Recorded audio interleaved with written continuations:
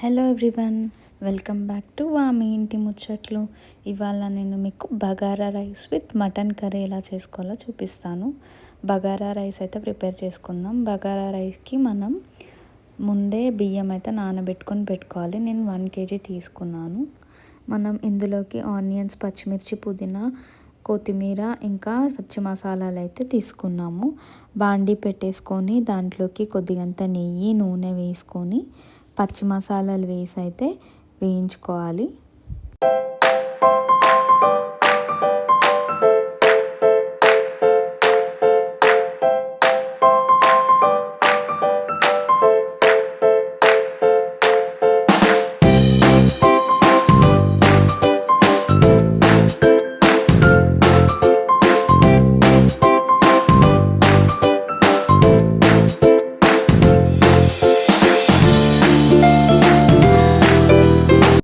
తర్వాత మనం దీంట్లోకి కట్ చేసుకున్న ఆనియన్స్ అండ్ పచ్చిమిర్చి వేసుకొని వేయించుకోవాలి.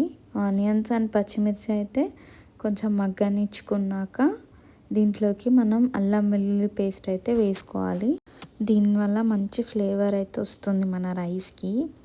మంచి అల్లం వెల్లుల్లి పేస్ట్ వేసుకొని మసాలా అంతా కలుపుకొని మంచిగా దీంట్లోకి తగినంత వాటర్ వేసుకోవాలి. నేను 1 kg రైస్ తీసుకున్నాను కాబట్టి 1 kg రైస్ మోతాజు దేంతో అయితే బియ్యం తీసుకుంటారో దాంతో అయితే 1.5 వాటర్ అయితే తీసుకొని మనం పోసుకోవాలి. దీంట్లోకి పుదీనా, కొత్తిమీర యాడ్ చేసుకోవాలి. వేసుకున్న తర్వాత దీంట్లోకి మనకు తగినంత సాల్ట్, మనం 1 kg రైస్ కాబట్టి మనం 1.5 స్పూన్ సాల్ట్ అయితే వేసుకోవాలి. మంచి కరెక్ట్ బ్యాలెన్స్ టేస్ట్ వస్తుంది. సో నేనైతే వేసుకొని కలుపుకుంటున్నాను. మన మసాలా వాటర్ని అయితే మంచిగా తెరలకాగనివ్వాలి. అంటే మసలాలన్నమాట. తెలంగాణ స్టైల్లో మసలాలు అంటాం. సో మసిలిపోవాలి. వాటర్ మసిలాక మనం పెట్టుకున్న బియ్యం ఉంది కదా, 1 kg రైస్.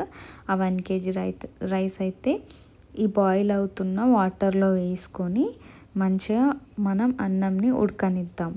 సో మనకు అన్నం అనేది కొంచెం పలుకుగా రావాలంటే మంచి కరెక్ట్ క్వాంటిటీ వాటర్ తీసుకోవాలి, కరెక్ట్ క్వాంటిటీ రైస్ తీసుకోవాలి. దానివల్ల మనకి రైస్ పూల్గా పలుకుగా మంచిగా వస్తుందన్నమాట. సో మూత పెట్టేసి మనం రైస్ని అయితే ఉడకనిచ్చేసుకుందాం. ఇలా కలుపుకొని రైస్ మంచిగా 90% ఉడికాక మనం పెంక ఉంటుంది కదా, రొట్టెల పెంక, అదైతే పెట్టేసుకొని దానిపైన ఈ బాండి పెట్టుకొని బగారా బాండి అన్నంనైతే ఉమ్మగిల్లనివ్వాలి. టోటల్గా మంచి పొగలు వచ్చేంత వరకు ఉడకనివ్వాలి. నెక్స్ట్ అయితే మనం మటన్ కర్రీ చేసుకుందాం పదండి. ఆయిల్ వేసుకొని ఆనియన్స్ అయితే ఫ్రై చేసుకోవాలి. తర్వాత మనం కడిగి పెట్టుకున్న మటన్ ఉంది కదండి, అదైతే వేసుకొని మంచిగా కొన్ని వాటర్ ప్రొడ్యూస్ అయిందాక చూసి దాని తర్వాత కొంచెం పసుపు, అల్లం వెల్లుల్లి పేస్ట్ అయితే వేసుకొని కలుపుకోవాలి మన మటన్ కర్రీని అయితే. సో ఇలా కలిపేసుకున్నాక మనకు తగినంత కారం, 2.5 టేబుల్ స్పూన్ కారం వేస్తున్నాను. ఇది 750 గ్రామ్స్ ఆఫ్ మటన్కి 2.5 స్పూన్స్ అయితే సరిపోతుంది. ఉప్పు అయితే 1.5 స్పూన్ వేస్తున్నాను. ఇఫ్ ఇన్ కేస్ మనం గ్రేవీ కావాలంటే వాటర్ పోసుకుంటే కొంచెం ఇంకా సాల్ట్ పడుతుంది ఎక్స్ట్రా, అది లాస్ట్లో వేసుకుందాం. ఇప్పుడైతే నేను 2.5 స్పూన్స్ కారం, 1.5 స్పూన్ ఉప్పు అయితే వేసుకొని మంచిగా కలుపుకుంటున్నాను. దీంట్లోకి మనం కట్ చేసి పెట్టుకున్న టమాటోస్ ఉన్నాయి కదా, టమాటోస్ కూడా వేసుకొని మంచిగా సాజీరా మసాలా ఉంటుంది కదా, అన్ని పచ్చి మసాలాలు వేయించుకొని పొడి కొట్టుకున్న సాజీరా మసాలా ఇంట్లోనే ప్రిపేర్ చేసిందండి, హోమ్ మేడ్ మసాలా. ఇదైతే వేసుకొని మంచిగా కలుపుకుంటే మంచి స్మెల్, ఘాటు స్మెల్ అయితే వస్తుంది. సో ఫైనల్గా నేను కొబ్బరి పొడి అయితే వేస్తున్నాను. కొబ్బరి పొడి వేసుకొని కలుపుకొని దీంట్లోకి తగినంత వాటర్ అయితే తీసుకోవాలి. మనం మంచిగా గ్రేవీ వచ్చేలాగా కొంచెం వాటర్ వేసేసుకొని మనం కుక్కర్ మూత పెట్టేసుకొని మటన్ అయితే మంచిగా ఉడికించుకోవాలండి. మొత్తం మటన్ అయితే 7 to 8 విజిల్స్ వరకు పెట్టుకున్నాను, మెత్తగా మృదువుగా ఉడకపోవడానికి.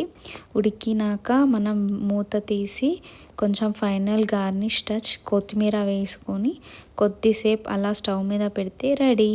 వేడి వేడి mutton bagara rice ready. Telangana style food అనమాట. Subscribe my channel.